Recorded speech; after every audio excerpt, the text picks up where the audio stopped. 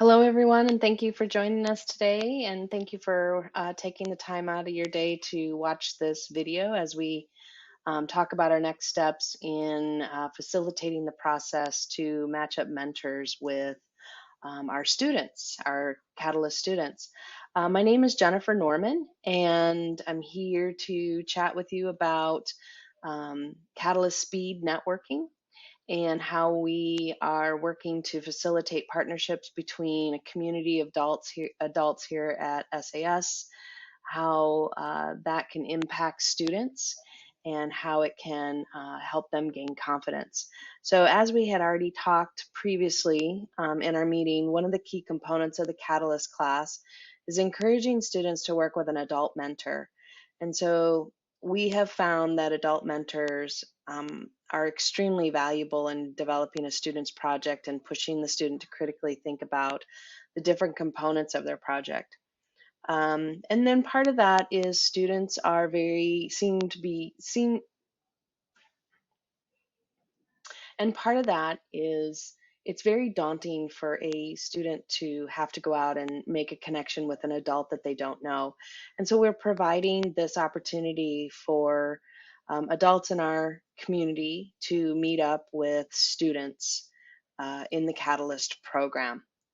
So our agenda for today is to actually take a look at what speed networking is all about, how it's going to work in a virtual setting, what the day of the event actually looks like, a few tips and guidelines for mentors, a few resources that you might find valuable, and then plan those next steps for the selection process, including perusing the student web pages and looking at their project ideas. So that's our agenda for this video. So first, let's talk about what speed networking is. With students and mentors getting together, you'll have the opportunity to meet in breakout rooms on a Zoom call. And these are going to be for very, very short conversations. And the students have prepared an elevator pitch about their project idea. So mentors will have a few minutes to listen, and then afterwards you'll have a few minutes to ask clarifying questions. And then both students and mentors during this time should have the opportunity or use this opportunity to see if you are a good fit for one another. So take this time to get to know one another and see if you are this good fit for this partnership. Um, how does speed how does this speed networking work? This really is two parts, and so I'll talk about the mentors first. So the mentors can expect to spend about 30 to 60 minutes looking at student project ideas. We've grouped them into categories, and so hopefully that will give you a list of students and narrow down the list of students that you want to look at. And then you can peruse those student web pages. And so on the right-hand side, this is what a student web page looks like.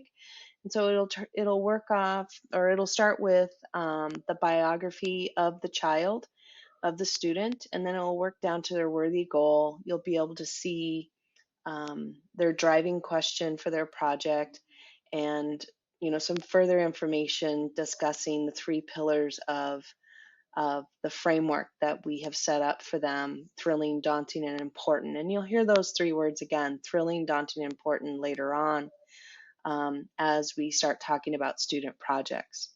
So after you've looked at the topics and you've perused through a few pages of the students, you're going to want to create a list of about 5 to 6 students that you want to meet during speed networking.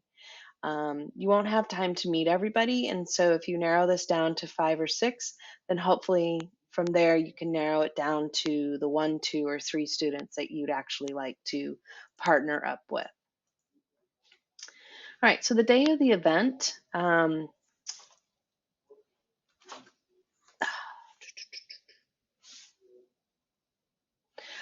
the flip side of this, what the students are doing is they're looking at your profiles and they're getting to know your names and your the name of your profession, along with maybe your interests or your hobbies. So you may not be an expert in the field of that student, but you might have similar hobbies and similar interests. And so that's going to provide some valuable information to the student as they are also making their list of top 3 mentors that they would like to work with. On the day of the event, this is what you can expect as a mentor. We will set up a Zoom call with numerous breakout rooms. So on the right-hand side, you can see here that there are 10 breakout rooms set up for students. So the student would come in and they would rename that breakout room to their first and last name. And then you can see from the image as the adult is perusing through the list of names, you can hover over the join button and you can click yes, and you'd be able to join into that room. Right to the left of the join button, you can see there's a figure of a person. And if that number is 2, that means that there are 2 people in the room already. And so that we ask that you not join that room. You wait until that conversation is finished and then you can go and join that room. Um, when you're ready to leave the breakout room, the image at the bottom, you'll have 2 options. So always choose the blue option, which is leave the breakout room. If by chance you leave the meeting, don't worry, you can always rejoin and then you can pick up right where you left off. If you have trouble joining a breakout room, there will be 6 other adults on the call, 6 other teachers, and we will all be there to assist you if you just tell us which room you would like to go to. So as you're listening to the elevator pitch and you're ready to ask some questions, we ask you to frame your questions around the 3 pillars of the framework that we've created for students. And it's all based on their ideas and their worthy goal. And so some of the questions that you can ask them is, why is this project thrilling to you? Why is this project important to you? Or why is this project daunting to you? These are 3 of the pillars of that build upon a strong project, and the students have heard these words for the last 4 weeks, and so they will be able to answer those questions for you.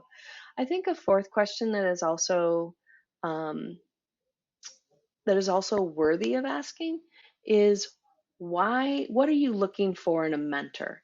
And I think this would help you capture whether or not you are a good fit. You're trying to determine whether or not you are a good fit for a good partnership between a student and a mentor.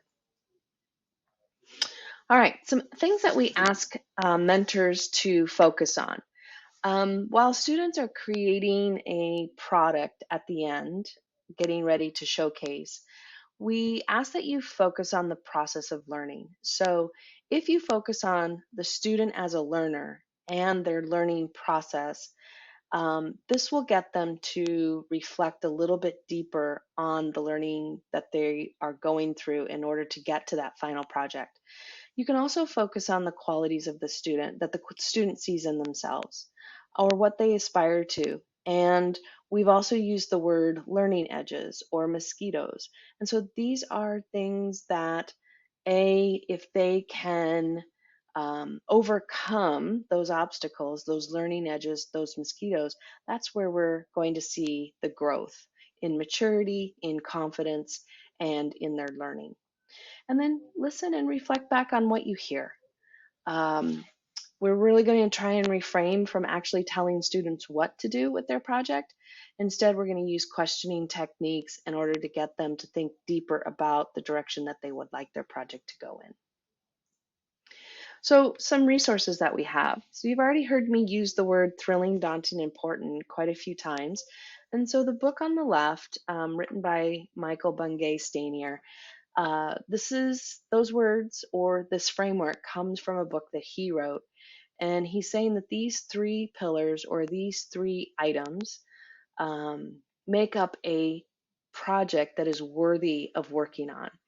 And so at the same time, he's written a book called The Coaching Habit, which, if you can ask more questions, this is where you get the critical thinking and you get students to dive a little bit deeper into their project and really think about how they are going to move this project forward. So again, we're not trying to do the project for them. We're just trying to line up the right questions to ask them to start thinking deeply about their project. We do have a healthy budget for our program, so there really should not be any out of pocket expenses. But if you do find a resource that you think is valuable to the student, we ask that you tell the student about that, and then they can come to us and they can seek funding in order to purchase that resource. So we do have a healthy budget. There are quite a few kids in the class, but we do have money in order to support the resources that they may need. So, what are your next steps? Your next steps are going to include receiving an email with a few resources.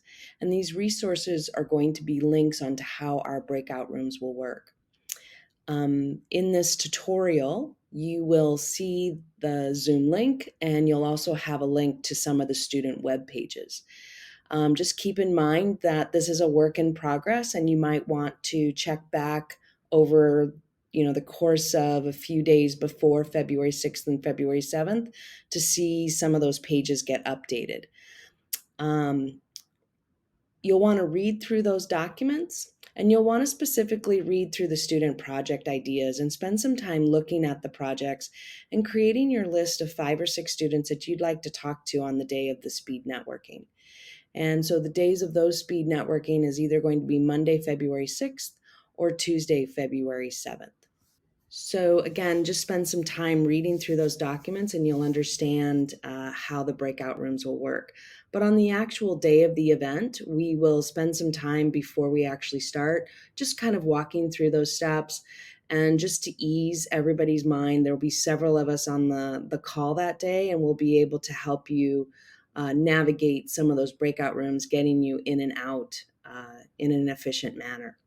What you can expect on this particular day. The event will last approximately an hour, from 7 to 8 p.m. And you don't have to be on the call for both days. And so what we've done is we've broken down each of these days into categories. Now, if you select in your 5 or 6 students, different categories, then, these are the categories that are going to be on that date. So you may find yourselves attending both Zoom calls.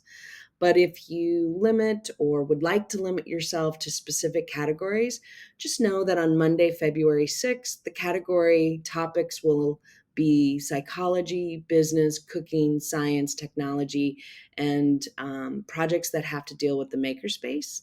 And then on Tuesday, February 7th, the topics will include social justice, communications, writing, speaking, athletics, media, and art design. So if you have some questions or we ask that you email Shireen Fani. She's been in communication with you so far. She is the community liaison for, helping to facilitate uh, our adult mentors. So we really appreciate all that she has done for us. And so we want to continue that line of communication and work through her as she's creating this program. She's helping to assist create this program. So continue to ask those questions and continue to reach out to her. But in the next day or two, you'll be receiving another email with those resources.